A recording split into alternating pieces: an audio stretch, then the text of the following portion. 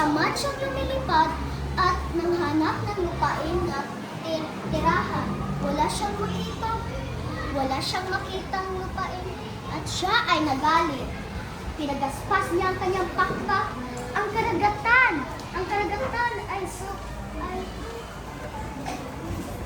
sobrang lakas ng alon na ang karagatan ay naabot hanggang sa kalangitan.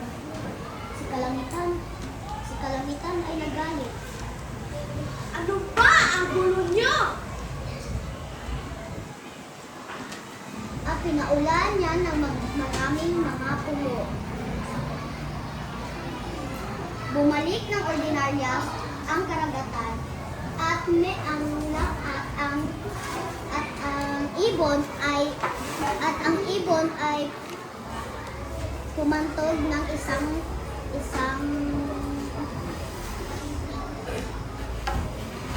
kahon.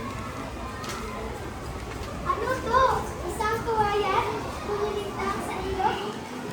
At bakit nabangga ako sa paa? Sobrang sakit sa aking paa. Tinukan niya ang kawayan at ang lumabas ay isang lalaki at babae na sina Malakas at sina Ganda.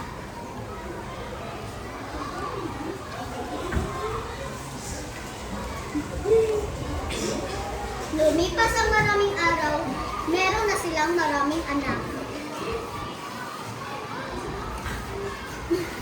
Ang gulo ng mga anak at nagplano silang ipalayas ang mga ito. Kumuha na si Malakas ng